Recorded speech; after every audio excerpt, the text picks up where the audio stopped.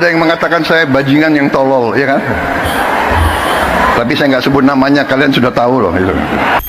Nggak usah Pak, nggak usah dikasih tahu. Kita udah tahu kok siapa orangnya. Pasti nih si jomblo permanen itu, ya kan? Ya. Siapa lagi yang berani kalau bukan dia, ya kan? Hanya dia yang mentolol-tololkan pemimpin, cuman dia. Nggak ada lagi yang lain. Ya udah Pak, maklumin aja Pak. Karena dia makannya di situ Pak, dengan cara menjatuhkan, menghina orang lain. Itu loh. Bapak baru sekali disindir. Kalau Pak Jokowi mah udah kenyang di sini dia, dicaci maki dia selama 10 tahun ini. Cuman untung aja Pak Jokowi nggak menanggapi. Dianggap kentut lewat aja sama Pak Jokowi.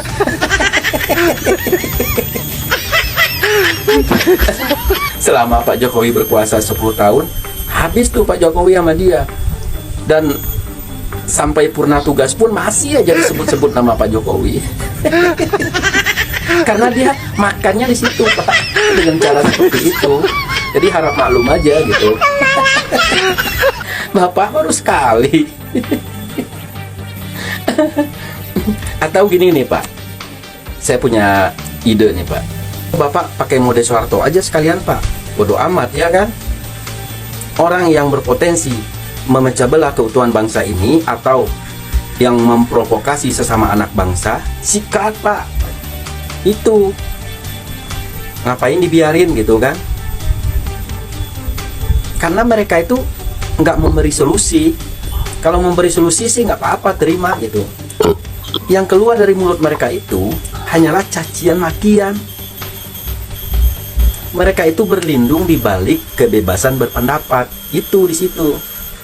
Nah, mereka lupa bahwa kebebasan berpendapat itu juga ada batasnya. Gitu loh. Jadi mereka di situ, hina sana kebebasan berpendapat, hina sini kebebasan berpendapat. Nah, mereka berlindungnya di sana Pak gitu. Jadi pemerintah harus tegas menindak orang-orang yang seperti ini. Mereka itu udah kebablasan. Makanya saya bilang pakai mode Soeharto aja sekalian Pak. Kasih efek jerah Pak kepada orang-orang yang seperti ini. Karena kalau tidak ada efek jerah, mereka itu kedepannya akan makin menjadi-jadi Pak. Tapi kalau udah ada efek jerah, ya setidaknya dia kapok lah begitu. Maunya begitu Pak. Bodoh amat orang bilang otoriter kayak apa kayak. Yang penting negara ini aman. Itu Pak. Jadi kami mohon sama Pak Presiden Prabowo, tolong tindak orang-orang yang seperti ini. Kami berharap banget dulu setelah Bapak terpilih jadi presiden ini, ketegasan Bapak yang dulu itu harus dipertahankan di sini Pak. Jadi orang-orang yang berpotensi memecah belah keutuhan bangsa ini, sikat Pak, karungin. Kalau nggak gitu, mereka nggak bakal kapok-kapok Pak. Seterusnya mereka akan seperti itu. Nah, selama 10 tahun Pak Jokowi berkuasa kemarin, mereka ini nggak diapa-apain Pak. Makanya mereka tuh leluasa. Nah, kami mohon di zaman Bapak ini, tolonglah hidupkan lagi model Soeharto gitu loh Pak. Nggak apa-apa dibilang otoriter juga, asal negara ini aman, rakyatnya tentram, nggak terpecah belah kayak gini gitu loh Pak. Memang kebebasan berpendapat itu dijamin undang-undang. Tapi kan ini bukan kebebasan lagi, udah kebablasan Pak. Masa seorang pemimpin dibajing tololkan? Kan itu udah kelewatan saya rasa Pak. Nah, kalau udah kayak gini, Bapak diam aja, ya mereka akan makin menjadi-jadi nanti. Kalau mereka memberikan solusi, ini loh, saya kasih solusi untuk ini loh. Nah, itu bagus untuk bangsa.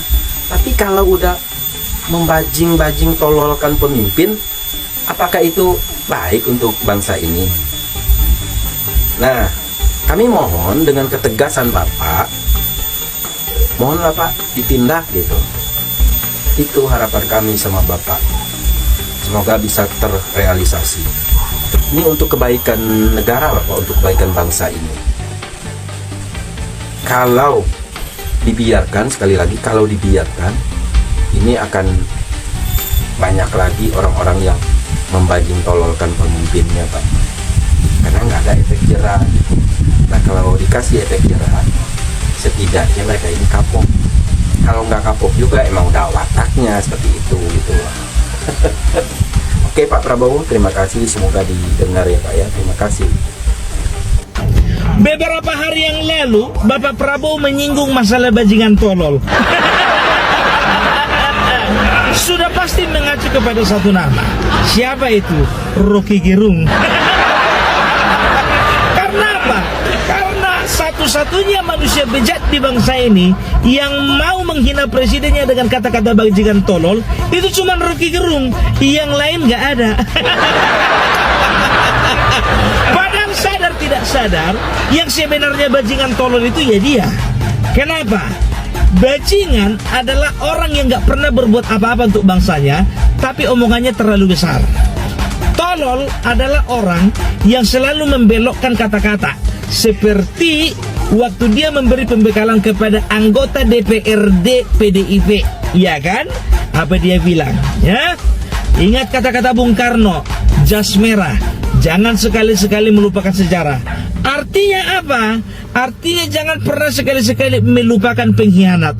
Nyambungnya di mana? Tolol. Bapak Prabowo, tenang saja Pak. Bapak bekerja dengan tulus, Bapak bekerja dengan tenang, Bapak bekerja dengan baik. Untuk urusan bajingan tolol, itu urusan kami. Oke Pak? Salam NKRI harga mati. Ada yang mengatakan saya bajingan yang tolol, ya kan? Tapi saya nggak sebut namanya, kalian sudah tahu loh. Lah kenapa nggak disebutin Pak? Sebut aja lah, nih kita bantu sebutin ya, siapa lagi kalau bukan anak-anak Dato the Child, anak-anak Abah Burkuna juga, kaum-kaum pecinta Boat to the Cape, siapa lagi coba? Nih ya, kita sekarang ini nih kalau pro ke pemerintah sedikit aja, apa kata mereka? Ternak Mulyono. Padahal mereka juga nih yang bikin Mulyono 2 periode. Gue nggak pernah mencoblos Mulyono. Masa gue dikata ternak Mulyono? Anjir, lu kan yang orang-orang sini yang teriaknya Pak Ade itu kan yang bikin Mulyono 2 periode. Terus nanti apa katanya lagi? Cair endiasmu itu. Ini ya buat anak-anak penyembah Imam Mahdi palsu, lu buktiin deh. Lu buktiin kalau gue dibayar untuk bikin video-video kayak gini. Orang sono kalau nggak laku bawa agama memang fitnah, lama-lama gue titik 2 juga jidat ini. Nah jadi menurut kalian siapalah yang dimaksud sama Pak Prabowo itu? Komen di kolom komentar.